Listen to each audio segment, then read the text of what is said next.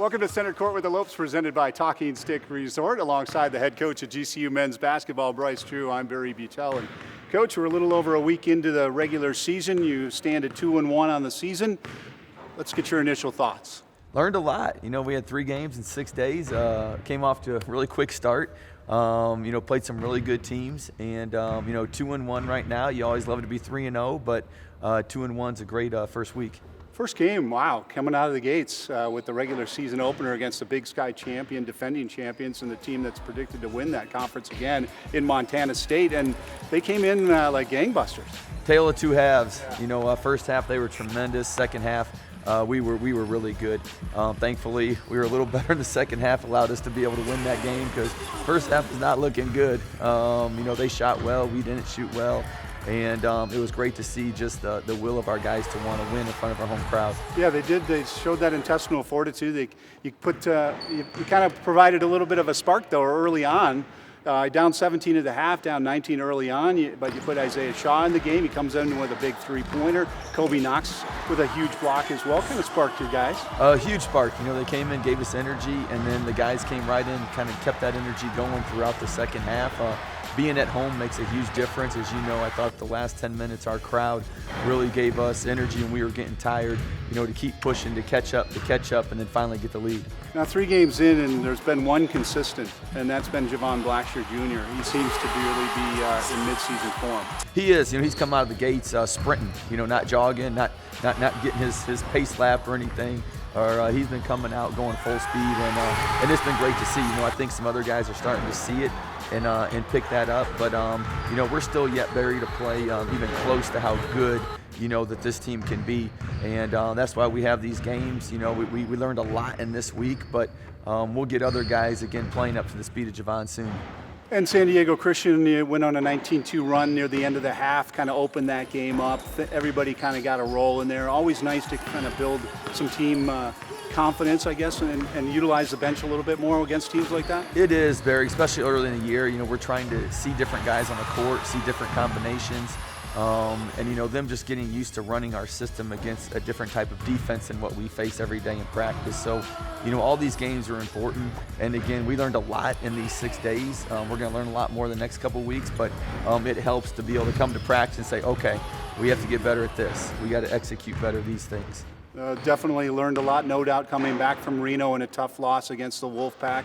A game in which you were that close, but a few minutes, some key mistakes down the stretch there, and you came back with a loss. Yeah, defensive battle for most of that game, and there was one stretch where they made 4 threes in a row that kind of broke the game, on their end. But if you go back and look at it, if we just scored a couple baskets in that stretch, I think it goes down to the last possession of the game to decide the winner. But it's a great experience for us. We got to see a lot of fight from our guys and coming out on the road in the true road game, because to win conference you're gonna have to win games on the road. I guess those early lessons, right? You led by 7, 5 minutes into the second half, and then that key, letting Lucas free a little bit, and you mentioned just a few minutes. Every precious minute, the team really has to be laser focused. We're playing a really demanding non-conference schedule, so we're playing good teams, and like I told our guys in the locker room after the game is, we were great defensively on Lucas the whole game, except for 1 second we didn't pick up in transition, and they made us pay 3 points. 1 second we didn't rotate, and Baker hit a 3. 1 second we didn't. So in 3 seconds, a good team made us pay 9 points in a matter of just 3 seconds of us not reacting right away to our assignments. Now a quick look ahead. You got Grambling State coming in on Friday evening. Here's a team that knocked off Power 5 team in Colorado. They've got, talk about transfer portal, they've got some guys on their roster now that can play big-time basketball. Really talented. They have a former top 50 player, at the center for them. They bring a good Big 12 player off the bench for them, a wing, and then some other returners and other starters that are really good. And so, Grambling beat Colorado beat Tennessee, yeah. And Tennessee beat Gonzaga. So we could be number 2 team in the country if we win on Friday. Coming up, they're already setting records this season. We catch up with women's basketball head coach Molly Miller. I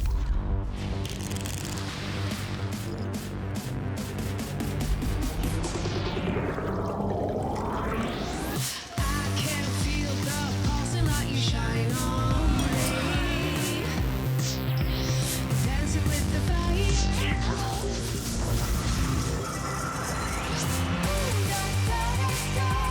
The pulse, the beat, the vibe. You have a place to turn it on. Talking Stick Resort. Sunrise, waking up lonely, big sky. Where am I going? I don't know. You take me for what I am. Love pure and simple. In this wild life, I've been living in a million pieces. You are the best part. In this wild life, I've been living in a million pieces. This is gonna be tough. I mean, that's a bag full of Whataburger's Buffalo Ranch chicken strip sandwiches with tangy buffalo sauce and creamy buttermilk ranch, melty Monterey Jack cheese, and 3 crunchy chicken strips. How long will you have to wait before you enjoy yours? Oh, about that long. Whataburger's Buffalo Ranch chicken strip sandwich is back for a limited time. Just like you like it. Center Court with the Lopes is presented by Talking Stick Resort. Play in style. And by Cox Business. And Elena Harper scoops it for Simon. She'll try for 3. McKenna Simon's first field goal. And have only committed 10 miscues themselves. McLeod for 3 gives them 100.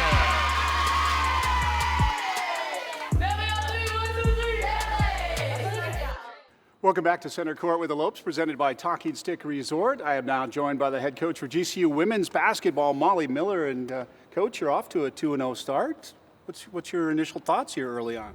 I think we've learned a lot in those 2 games about ourselves. You know, our job as coaches is to see where we are and how we can progress and kind of use what we're seeing in live play against someone else to get better every day in practice. So I think the good news is this team still has a lot of growth. And we're seeing some of those growths, and it's good to learn while you're winning. So going 2-0 and getting 2 wins, we've still learned a lot in those games. Well, let's break it down. The first game against Arizona Christian, you blew out 109 points, a D1 era mark. Also 30 steals. That was a program record. So those things are definitely clicking. Your offense and your pressure defense definitely worked in game 1. Yeah, I think that was a good kind of showcase of what we could potentially be and getting some feet wet, if you will, especially with the new faces and the freshmen. And I think their ability to just mature in the system, the ceiling's really high for them. So I'm excited as the year progresses. It's going to take those guys probably 5 to 8 games to really get comfortable with the brand. So we're just at the tip of the iceberg right now. You see that with the transfers and the freshmen kind of getting accustomed to it? Aaliyah Collins coming over in that transfer mode? Oh yeah, I mean, I say we have 10 freshmen in the system because they're brand new to the system. So this is their first year with something completely different than they've ever done, especially on the defensive end. So we're just adjusting as we go and learning what it needs to look like. And when we see sparks as coaches, we're trying to emphasize that, like, this is what it needs to look like. And when we see, things that need to improve, we do a lot of film right now early in the season. And you're going to have a lot of growing pains right now with the youth and the new faces that we have. But I think if we can learn through those growing pains, that's where we're going to advance as a team. Yeah, it was a little bit different story with Grambling State coming in, and the Tigers shot very well, as you guys did in the opening 2 quarters at half. And what were your impressions going into the locker room down? Yeah, well, I think for us, we kind of scouted them as a really drive team, get to the basket, but they were hitting some mid-range shots and even some threes early. So we had to adjust as the game went on, which I think is a healthy learning experience too. When there's a shooter that is unexpectedly shooting really well, then how do you need to guard them a little tighter? If someone's beating you off the bounce, how do you need to cushion them a little bit? So all those learning experiences through the game was really good for us. But at the end of the day, we just kind of dug deep, and it didn't really have much to do with X's and O's, but we just got after it on the defensive end and made plays when we need to at the end. Is it nice to maybe have that low post game now with Evan Zars down there? Yeah, she opened up a lot for us, and that was the game plan, especially in the second half, to get her touches down low. I think there was a mismatch for her advantage. And so her getting touches, she's a savvy, experienced player. Obviously, it was a good thing for us. Now you head out on the road for the first time this season. You travel to Thibodaux, Louisiana, Nichols State. What are your anticipations for this team as they travel on the road for a pretty tall task? Yeah, kind of a similar matchup, I think, that we had with Grambling, a team that's very athletic, can do a lot of things and go downhill. And speed you up a little bit at times. So I'm excited just to develop a routine on the road. We are going to, I'm kind of a coach that believes in getting an experience when you go travel. Basketball's afforded us this opportunity to travel. So we'll get some beignets maybe in New Orleans and enjoy the trip, but also kind of establish our routine, what that looks like from a basketball and preparation standpoint on the road. And then coming back, I have to plug the Thanksgiving Classic right here at GCU Arena. You got some great teams coming in. Yeah, it'll be fun to play Olivia's old team, UND. I know that'll be exciting. And then a team that I'm very familiar with from the GLVC, Lindenwood, who just went D1. So I think hosting a Thanksgiving tournament and having those back-to-back games is another good test for your team, how we handle that in terms of preparation and quick turnaround. So looking forward to Thanksgiving. Coming up, a new reporter drops by women's hoops practice and asks all the hard-hitting questions. In the heart of Phoenix, it's more than a game. Bam! No doubt about it. It's the biggest party in college basketball. East Catholics are on top of it. A group of seasoned veterans lead a new breed, driven to take the conference by storm. Up high, the Lob City Tour has returned to GCU Arena. Be a part of the passion, the noise, the excitement. Get your season tickets today at GCULopes.com. This is Sanderson Ford Country. All roads lead to Sanderson Ford for sales, service, and satisfaction. Follow the road for award-winning service. They have 2 large service centers with Ford-certified master technician, the state's largest parts department, a body shop, quick lane service center, the customs shop, an on-site Starliner diner for a quick bite while you wait. All roads lead to Sanderson Ford for sales, service, and satisfaction.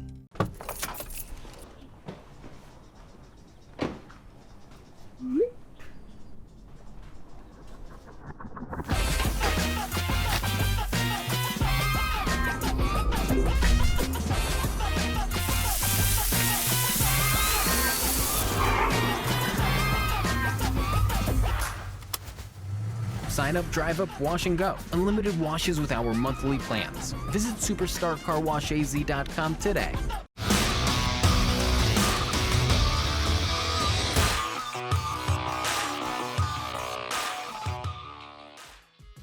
We take a look at the upcoming schedule brought to you by Cox Business.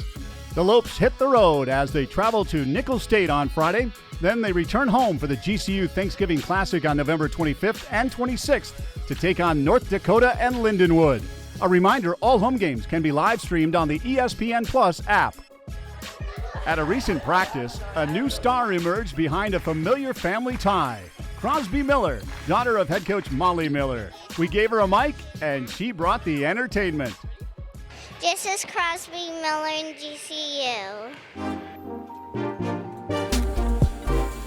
What time's your bedtime? What time my bedtime? 10:30. 10:30, I'm lights out. Do you get ice cream for steals like I do? Maybe on good days. Sometimes I like donuts though. I like donuts better than ice cream. What type of cheese goes around the castle? And this is like a riddle. I don't know what type. Mozzarella. Where'd you learn that from? Alexa. Hello? Hello? You listen to my mom better than my brother. Well, Sai doesn't talk to me. And I have to listen to your mom. I love listening to your mom. What's your favorite princess? I like Moana. Can you draw Moana? Can I draw her? Who do you want to raise? Okay. Okay.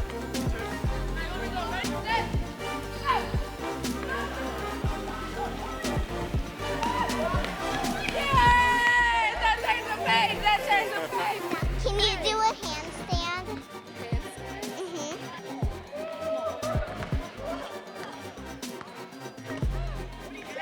Can you do a handstand? A handstand? I mean, I don't know, but I could try.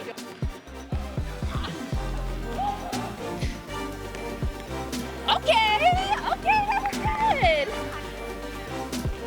How do you think it looks? Good? Oh, yeah. She likes it. Crosby approves. Crosby, look. Up next, he was picked as the WAC preseason player of the year. Lopes insider Paul Corral catches up with Javon Blackshear Jr. on campus as he enters his final season with the Lopes.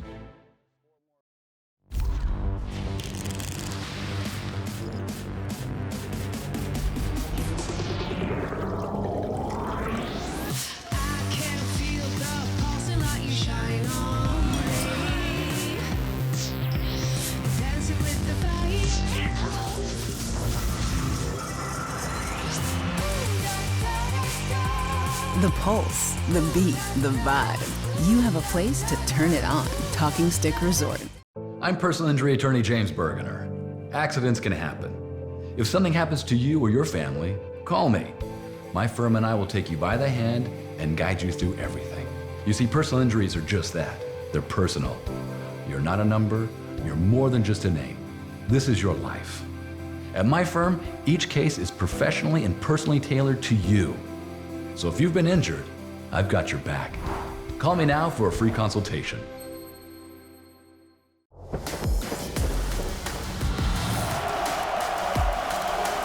We are stronger. We are deeper. Couldn't be more excited about this team. But we are just as tenacious. Ready, go. Good. Back cut, back cut. Come join the party. Let's do this thing together. Get your season tickets today at GCULopes.com.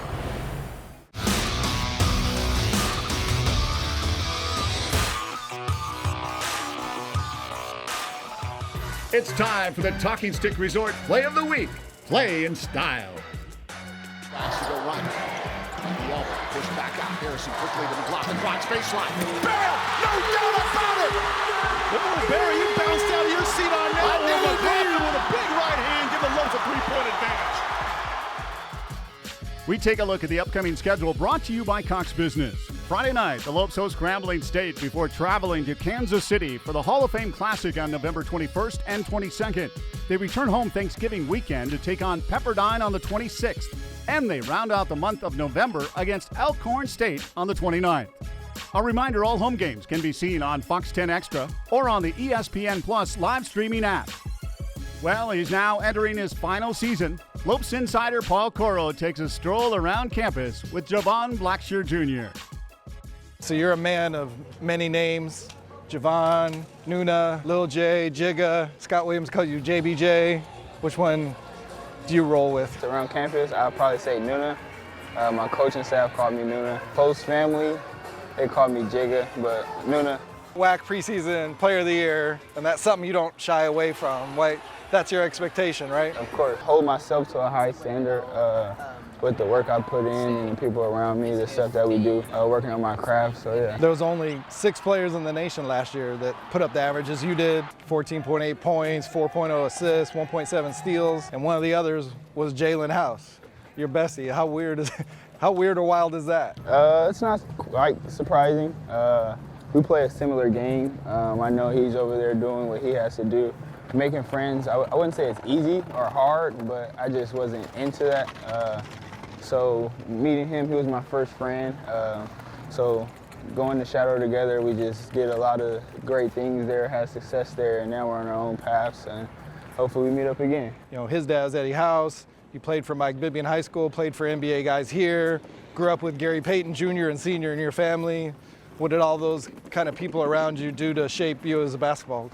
Just knowing the right thing to do as far as being a basketball player on and off the court. Mike Bibby in high school, as our head coach for the 4 years, taught us a lot of stuff on the defensive end. So when I got to college, I feel like I had an advantage on the defensive end, just knowing like little tactics and stuff. Of course, it's helping with people who've been to that level to give you knowledge. And then the one you grew up modeling, Chris Paul, kind of your more classic defender, playmaker, but good shooter as well. You end up in the same town as him. You guys are the 2 starting point guards in Phoenix. How about that? What do you still like about Chris's game? When he was younger and stuff, of course, he was scoring more. Now with the team he has now, he knows his position, his role, who he has around him. He averages around 8 assists a game. He can score more if he wanted to, but he knows he has a young star like Devin Booker who's on the rise. so why not show him some love and get assists? So I just like how he knows how to play the right way. Playing at GCU Arena has to be special because mom and dad and family are there every game. What has that meant to you to have that close-knit environment for them? It's a blessing. A lot of people don't get that. A lot of people in college don't get that, actually. So for them to be at every home game and to be here close after practices, I can go hang out with them, visit them tough days or anything. It's a blessing, so I don't take it for granted. All these people going by us know who you are. You're a campus favorite. The Havocs love you. You're up on polls. You're on city billboards. What's that like to have become that here over these 4 years? It's a blessing. It's an honor. When I do see people around here, I try to communicate with them. I may be on the billboard and stuff, but I'm just a regular student just like you. I just play basketball. So I try to communicate with everybody and get a feel for everyone. Is that legacy important to you here? Yeah, of course. My goal was to build a legacy here, get us to the tournament, do those things, so yeah.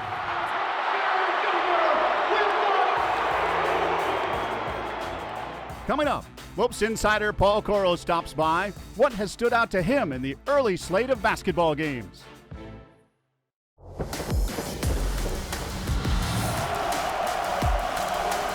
We are stronger.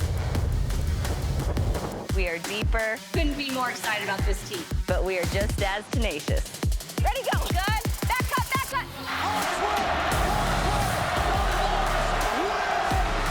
Come join the party. Let's do this thing together. Get your season tickets today at GCULopes.com. Sunrise, waking up lonely, big sky. Where am I going? I don't know. You take me for what I am. Love pure and simple. In this wild life, I've been living in a million pieces.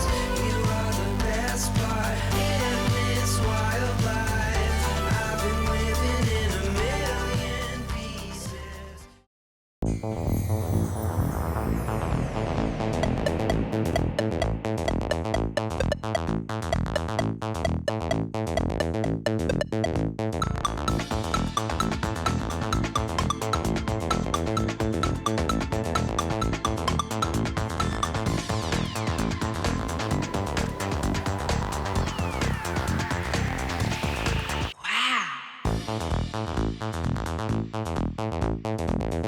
This is Sanderson Ford Country. All roads lead to Sanderson Ford for sales, service, and satisfaction. Follow the road for award-winning service. They have 2 large service centers with Ford-certified master technicians, the state's largest parts department, a body shop, quick lane service center, the customs shop, an on-site Starliner diner for a quick bite while you wait. All roads lead to Sanderson Ford for sales, service, and satisfaction.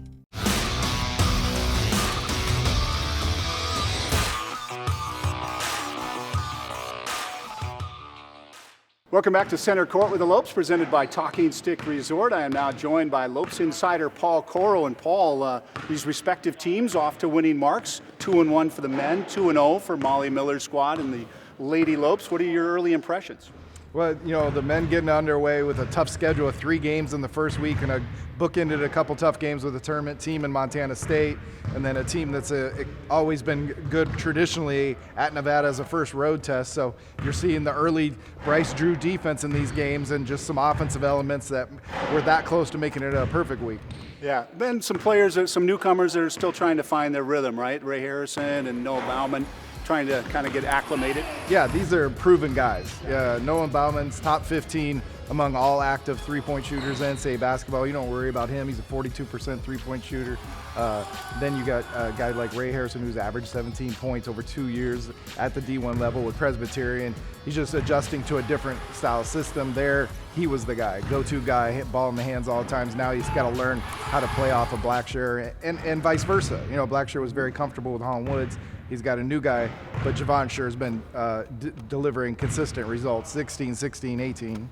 And Molly Miller's squad had a little bit of a tall task against Grambling State. They were down at the half, but their team rallied under their benchmark pressure defense and the steals that they piled up. Yeah, they're doing the usual thing, right? 30 turnovers from the opponents per game already, and like Molly mentioned, they wear teams down, and they had that 7-0 finish in the Grambling game to do it. And Tiara Brown looks like she's finally 100%. She gutted it through last season with some injuries that kept bothering her, and you see how she just chips in every category. She gets 8 rebounds, she gets 4 steals, she blocked a shot, and Nadia Evans' off-season work is just showing up on the court right now. She's just turned into an all-round player with a money shot.